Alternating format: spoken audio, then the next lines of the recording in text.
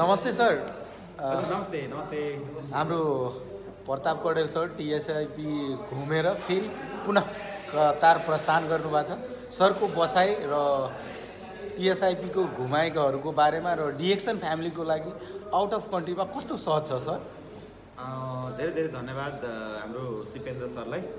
सिपेन्द्र sir चाहिँ एकदमै हामी पुरानो हाम्रो मित्रता धेरै वर्षदेखिबाट हामी सँगै सहकारी गर्दै आएका छौँ र आज फेरि यो अलद्दिया अफिसमा चाहिँ उहाँसँग चाहिँ यसरी भेटघाट गर्ने जुन अवसर मिलेको छ, यो वातावरण यहाँहरूले मिलाउनु भएको छ। यहाँहरूलाई धेरै धेरै धन्यवाद दिन चाहन्छु। खासमा म अस्ति 9 तारिक चाहिँ टर्की गएको थिएँ र त्यहाँ हाम्रो 5 दिनको भ्रमण कार्यक्रम थियो।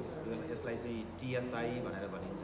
टिएसआई भनेको चाहिँ यो वार्षिक रूपमा एकपटक हुने कार्यक्रम हो।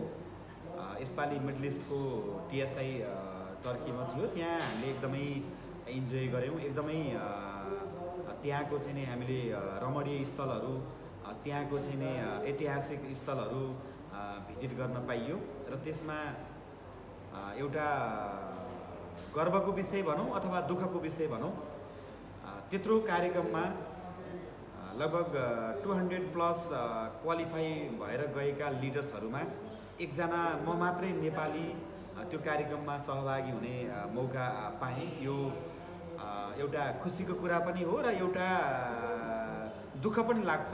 यति धेरै नेपालीहरू हुँदाहुँदै त्यो कार्यक्रममा पर्न सफल हुनु भएन।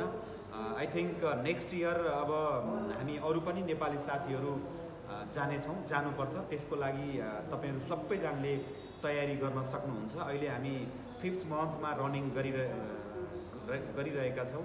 अझै हाम्रो 7 मन्थको टिएसआई पोइन्ट आउन बाँकी छ। अझै तपाईँहरूले कोसिस गर्नुभयो भने त्यो कार्यक्रममा नेक्स्ट इयरमा हामी जान पनि सक्छौँ।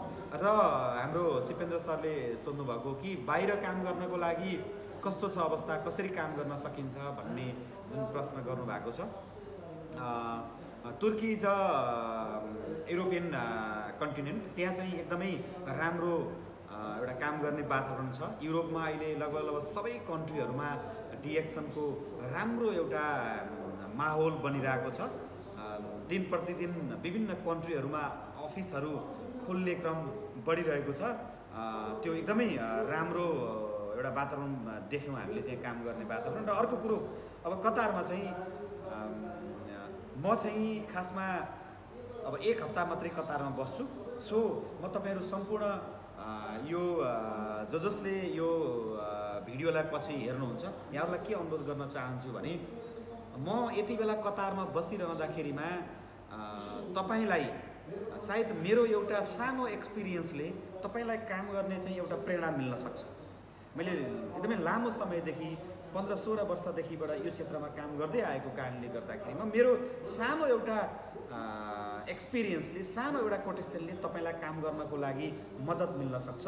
सो अब म 1 हप्तासम्म बसिरहँदाखेरिमा तपाईँ सम्पूर्ण साथीहरूलाई सकेसम्म भेट्नको लागि म अनुरोध गर्न चाहन्छु। र फाइनल्ली डिएक्सन एउटा एकदमै राम्रो प्रोफेसन हो। डिएक्सनले हामीलाई धेरै कुराहरू सिकाएको छ।